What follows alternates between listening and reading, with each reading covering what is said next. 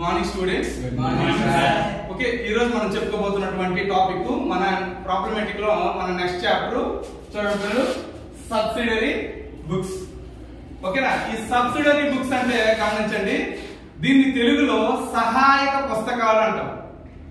Okay పిల్లలు, సహాయక పుస్తకాలు. అసలు మరి ఇది ఎందుకు ఈ పేరు వచ్చింది, ఇవి ఎలా హెల్ప్ చేస్తాయి అంటే ఒక్కసారి మనం అబ్జర్వ్ చేస్తే చూడండి పిల్లలు, ఈ సబ్సిడరీ బుక్స్ అనేటువంటివి మనకి చిన్న చిన్న వ్యాపార సంస్థలు అయితే జర్నల్ ఎంట్రీస్ రాస్తాము, తర్వాత లెడ్జర్ అకౌంట్స్ పోస్ట్ చేస్తాము.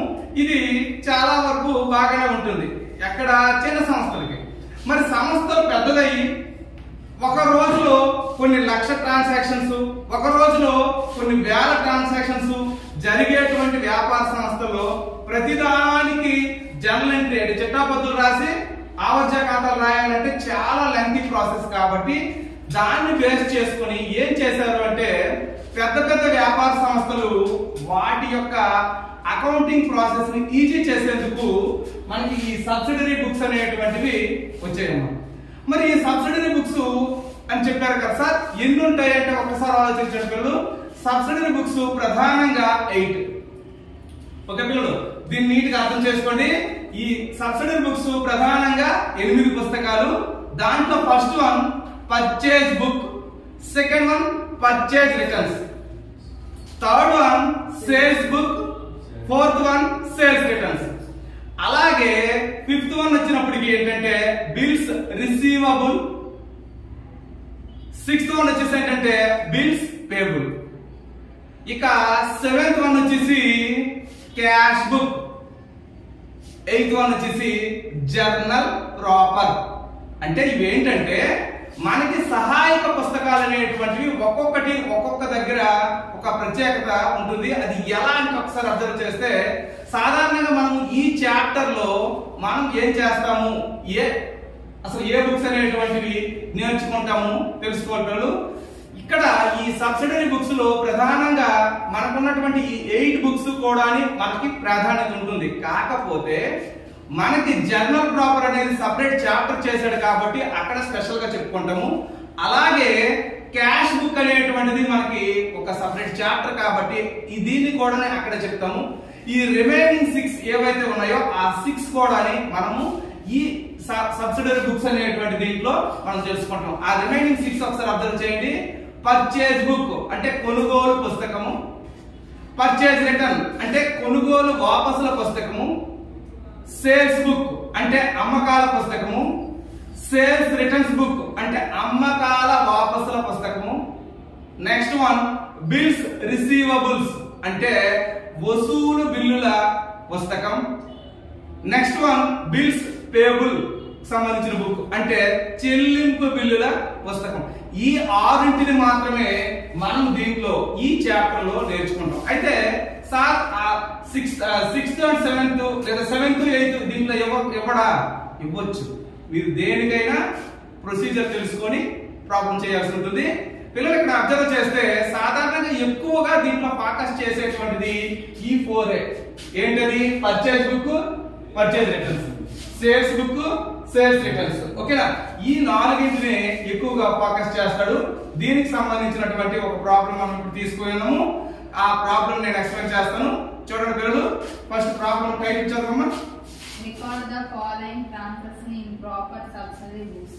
గుర్తుంచుకోండి పిల్లలు, record the following transactions in proper subsidiary books అంటే ఏ బుక్స్ అవసరమో ఆ అవసరమైన పుస్తకాల్లో ఈ ఫాలోయింగ్ ట్రాన్సాక్షన్స్ అన్ని కూడా ఎంటర్ చేయండి అని చెప్తున్నాడు. ఇది లెక్క. ఓకేనా? ఇప్పుడు మనము ఇక్కడ ప్రాబ్లం చేస్తాం కాబట్టి ఒక్కసారి చూడండి పిల్లలు, దీంతో ఇంట్రడక్షన్ చెప్తాను, నీట్ వినండి. ఎప్పుడైనా సబ్సిడరీ బుక్స్ లో మొదటైనటువంటి పర్చేజ్ బుక్ లో రాయాలి అని అంటే ఆ ట్రాన్సాక్షన్ అరువుదై ఉండాలి.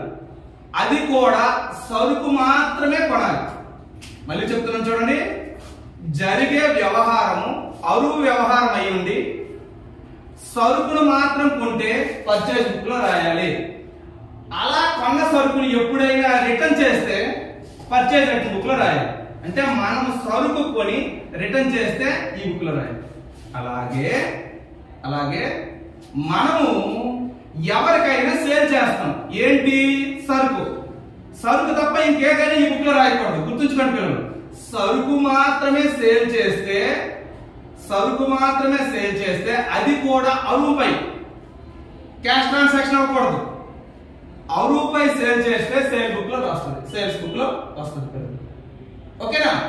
ఒకవేళ మనం సేల్ చేసిన తర్వాత ఆ సేల్ అయినటువంటి వస్తువులు రిటర్న్ ఎప్పుడైనా ఎవరైనా రిటర్న్ చేస్తే, మన కస్టమర్ మనకు రిటర్న్ చేస్తే సేల్స్ రిటర్న్ బుక్స్ లో రాయాలి. ఇది దీనికి ఉన్నటువంటి ఇంట్రడక్షన్. ఇప్పుడు ఒక్కొక్క బాక్స్ కి సంబంధించినటువంటి హెడ్స్ ని మనం ఒకసారి చెక్ చేసుకుంటే, పర్చేజ్ బుక్ యొక్క ఫార్మాట్ చూడండి పిల్లలు. Date, particulars, LF, invoice number and total. Okay, same ఇదే ఫార్మాట్ సేల్స్ బుక్ లో కూడా ఉంటుంది పిల్లలు. Date, particulars, LF, invoice number and total. ఇప్పుడు పర్చేజ్ రిటర్న్ ఫార్మాట్ ఒకసారి అబ్జర్వ్ చేయండి. పర్చేజ్ రిటర్న్ ఫార్మాట్ చూడండి పిల్లలు. Date, particulars, next one LF, debit note. పిల్లలు గుర్తుంచుకోండి, ఇక్కడ డెబిట్ నోట్ ఎందుకు వస్తుందో ఒక ప్రత్యేకమైన క్లాస్ లో మీకు డెబిట్ నోట్, క్రెడిట్ నోట్ అంటే ఏంటి, అది ఎలా ప్రిపేర్ చేస్తారు అది నేను మళ్ళీ తర్వాత క్లాస్ లో చెప్తాను పిల్లలు. ఇక్కడ గుర్తుంచుకోండి debit note. Okay, next one total. Same మనకి ఇక్కడ సేల్స్ రిటర్న్ అబ్జర్వ్ చేయండి పిల్లలు.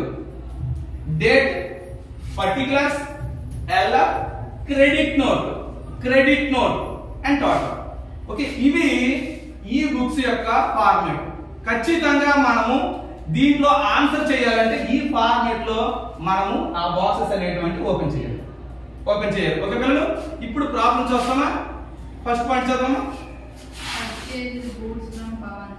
గుర్తుంచుకోండి పిల్లలు, పర్చేజ్ గూడ్స్ ఫ్రమ్ పవన్ అంటే ఏంటంటే పవన్ నుంచి సరుకు కొన్నాం. ఇక్కడ క్యాష్ అనేటువంటిది ఇవ్వలేదు కాబట్టి ఇది అరువే. నీకేం చెప్పాను? ఎప్పుడైనా గూడ్స్ పర్చేజ్ చేసి అది అరువుకు మాత్రమే కొంటే ఇక్కడ రాయాలి. అంటే మనం ఎప్పుడైనా పర్చేజ్ అనేటువంటిది క్రెడిట్ బేస్ లో మనం చేస్తే, క్రెడిట్ అంటే అరువు, ఓకేనా, చేస్తే పర్చేజ్ బుక్ లో రాయాలి. ఏ రోజు డేట్ చెప్పు, ఇయర్ చెప్పు. 2014 ఫిబ్రవరి. చూడండి పిల్లలు, ముందు ఇయర్ వేసేయండి, తర్వాత డేట్స్ అన్ని వేసుకోవచ్చు. ఫిబ్రవరి 1 కదా. ఎవరి నుంచి కొన్నాము? పవన్ నుంచి. కాబట్టి ఇక్కడ చూడండి పిల్లలు, డేట్ కాలంలో డేట్ రాస్తాము, పర్టికులర్స్ లో ఇంకేమి రాయకూడదు. ఇక్కడ ఓన్లీ ఎవరి నుంచి నువ్వు పర్చేజ్ చేసావో పర్చేజ్ బుక్ లో, ఎవరి నుంచి సేల్ చేస్తే సేల్ బుక్ లో. ఓకేనా? ఎవరు రిటర్న్ చేశాడు, ఎవరికి మనం రిటర్న్ చేసాము అవే చూసుకోవాలన్నమాట. ఓకే, ఇక్కడ పవన్ అని రాసిస్తే చాలు. ఓకేనా? పర్టికులర్స్ లో పవన్ అని రాస్తాం. ఓకేనా? నెక్స్ట్ ఎల్ఎఫ్ అనేటువంటిది రాయము. ఇక్కడ చూడండి పిల్లలు, ఇన్వాయిస్ నెంబర్. మనకి ఎప్పుడైనా ఇన్వాయిస్ నెంబర్ అంటే అర్థం ఏంటంటే, మనం ఎవరి దగ్గర నుంచైనా కొనేటప్పుడు బిల్ ఇస్తారు. ఆ బిల్లు పైన ఒక నెంబర్ ఉంటుంది. ఆ బిల్ టాప్ లో రెడ్ కలర్ లో కానీ గ్రీన్ కలర్ లో కానీ ఒక నెంబర్ ఉంటుంది. ఆ నెంబర్ లెఫ్ట్ టాప్ లో కానీ రైట్ టాప్ లో కానీ ఉండొచ్చు. ఆ నెంబర్ ఇక్కడ రాయాలి. మనకు లెక్కలో ఇవ్వలేదు అనుకోండి, సీరియల్ నెంబర్ వేసుకోండి. 1 ఎంత అమౌంట్? 14,000. చూసుకోండి పిల్లలు, 14,000 రాసి. ఓకే పిల్లలు, నెక్స్ట్ సెంటెన్స్ చదవమ్మా. Sold goods to Sandeep. గుర్తుంచుకోండి పిల్లలు, sold goods to Sandeep. Sandeep అమ్మాము. సోల్డ్ అంటే అమ్మడం కదా, అమ్మేశాం. గూడ్స్ సరుకు. నీకు ఇక్కడ ఏం చెప్పాను? సరుకు అమ్మాలి, అరువు మీద అమ్మాలి. అలాంటి అయినప్పుడు ఇక్కడ రాయాలి. సరుకు కొనాలి, అరువు మీద కొనాలి, ఇక్కడ రాయాలి. ఓకేనా? అరువు మీద సరుకు కొంటే ఇక్కడ, అరువు మీద సరుకు అమ్మితే ఇక్కడ. కాబట్టి ఇక్కడ సేమ్ రాసుకోవాలి కదా పిల్లలు. ఇదిగో రాస్తున్నాను చూడండి. 2014 ఫిబ్రవరి. డేట్ ఎప్పుడబ్బా? 6. సందీపా ఇదిగో సందీప్. ఓన్లీ పర్టికులర్స్ లో నేమే రాస్తాము, ఎల్ఎఫ్ ఏం రాయము. ఇన్వాయిస్ నెంబర్ ఇస్తే రాస్తాము, లేకపోతే సీరియల్ నెంబర్. ఓకే పిల్లలు, అమౌంట్ ఎంతమ్మా? 8,000. Okay, next Sandeep return goods. Sandeep return goods. Sandeep return చేస్తాడు, మనం అమ్మాము, ఆడికి నచ్చలేదు, వాడు రిటర్న్ చేస్తాడు. ఇది ఏ రిటర్న్స్ అవుతాయి? సేల్స్ రిటర్న్స్ అవుతాయి. మనం అమ్మాం కదా, అమ్మిన తర్వాత వచ్చాయి కాబట్టి ఇవి సేల్స్ రిటర్న్స్. ఓకే, ఇక్కడ రాసుకోవాలి. ఇదిగో చూడండి, 2014 ఫిబ్రవరి, డేట్ 9. ఎవరు రిటర్న్ చేశారు? సేమ్ పర్టికులర్స్ లో ఈ చాప్టర్ మొత్తంలో నేనే వస్తది. మల్టీపర్పస్ అయితే మల్టిపుల్ పర్చేజ్, మల్టిపుల్ సేల్స్ అయితే అక్కడ సిస్టమ్ వేరే ఉంటుంది, అది సెపరేట్ క్లాస్ లో ఇంకో వీడియోలో చెప్తాను. ఓకే పిల్లలు, ఇక్కడ చూడండి సందీప్. ఓకే, ఎంత రిటర్న్ చేశాడు? 500. డెబిట్ నోట్ ఏముండదు కాబట్టి ఇక్కడ సీరియల్ నెంబర్ వేసుకోండి. Next purchased goods from Giri. Purchased కొన్నాం గూడ్స్ ఫ్రమ్ గిరి, గిరి నుంచి కొన్నాం. ఇదొకటే ఇక్కడ రాయొచ్చు. డేట్ ఎప్పుడు? 11.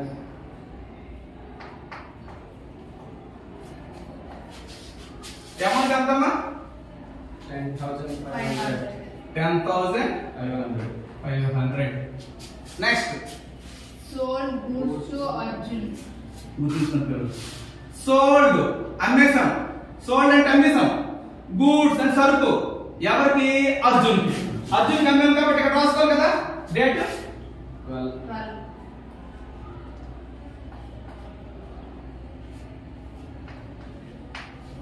ఓకే, అమౌంట్ ఎంత? 6,500. నెక్స్ట్ గూడ్స్ రిటర్న్ టు గిరి. గుర్తుంచుకోండి పిల్లలు, గూడ్స్ రిటర్న్ టు గిరి. గిరికి మనం రిటర్న్ చేసాం. ఇదే రిటర్న్స్ పర్చేజ్, అంతే కదా. గిరికి మనం రిటర్న్ చేసామంటే ఇంతకు ముందు అడ్డించుకొని ఉంటాం. అర్థమవుతుంది? లాజిక్ ఆలోచించినట్టు. ఎప్పుడైనా మనము రిటర్న్ ఎప్పుడు చేస్తాము? ఇంతకు ముందు కొంటే. ఓకేనా? కాబట్టి ఇక్కడ గిరి రావాలి. ఇదిగో 2014 ఫిబ్రవరి 13. ఎవరికి రిటర్న్ చేస్తాము? గిరికి. కాబట్టి గిరి. అమౌంట్ ఎంత? 500. నెక్స్ట్ ఎంతమ్మా చెప్పు. Next sold goods to Charan. Sold goods to Charan. Charan కి మనం సేల్ చేసాం కాబట్టి ఇక్కడ వస్తుంది కదా డేట్ 15. చరణ. ఓకేనా? Next amount 3,500. 3,500. 500 రా. ఓకే కాదు 2,500. Okay, next goods written by Arjun. Goods written by Arjun అంటే అర్థం ఏంటంటే మనకి అర్జున్ రిటర్న్ చేశాడు. బై అర్జున్ అంటే అర్జున్ చేత రిటర్న్ చేయబడ్డాయి అని అర్థం. అర్జున్ రిటర్న్ చేశాడు అంటే అర్జున్ కి మనం ఏం చేసి ఉంటాము? అమౌంట్. మనం అమ్మిన తర్వాత రిటర్న్ వచ్చాయి కాబట్టి సేల్స్ రిటర్న్. ఓకే పిల్లలు, మనం ఎప్పుడైనా అమ్మిన తర్వాత రిటర్న్ వస్తే దాన్ని సేల్స్ రిటర్న్ అంటారు. ఓకే, అర్జున్ కదా, ఇప్పుడు అర్జున్ రాస్తున్నాను. డేట్ ఎప్పుడమ్మా? Arjun 18. Okay, amount 300. Next purchased goods from Jayaram. Purchased కొన్నాం. గూడ్స్ సరుకే. ఫ్రమ్ జయరామ్ నుంచి కొన్నాము. సరుకు కొన్నాము అని చెప్పి పేరు ఇచ్చాడంటే అదరు కాబట్టి ఇక్కడ రాస్తాం. పర్చేజ్ బుక్ లో రాసుకోవాలి జయరామ్. ఎంతైనా 7,500. ఓకేనా? నెక్స్ట్ డేట్ నెక్స్ట్ చెప్పము. Return goods to Jayaram. Return ఇలా కొన్నిది రిటర్న్ చేస్తామట. మనం కొన్ని రిటర్న్ చేసామంటే అవి ఏ రిటర్న్స్ అవుతాయి? పర్చేజ్ రిటర్న్స్ అవుతాయి. ఓకే, ఇక్కడ రాసుకోవాలి. ఓకే, డేట్ ఎప్పుడు?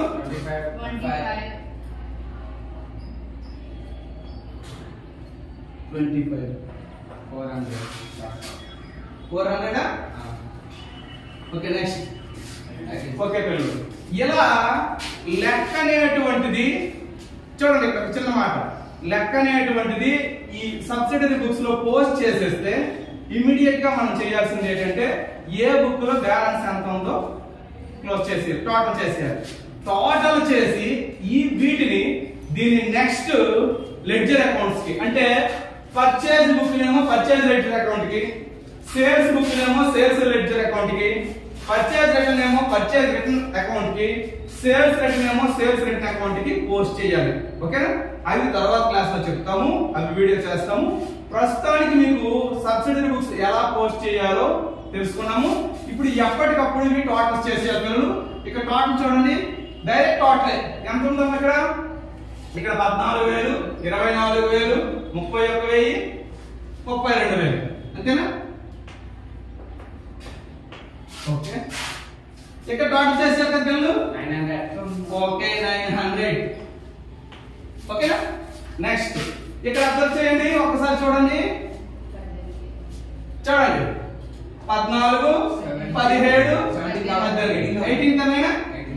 ఓకే 18. నెక్స్ట్ ఇక్కడ ఎంత? 800. ఓకేనా?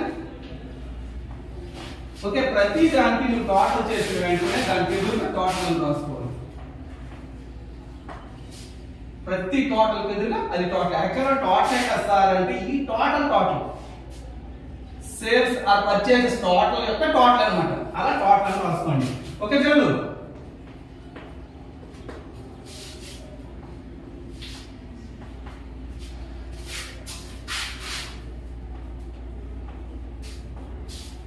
ఓకేనా?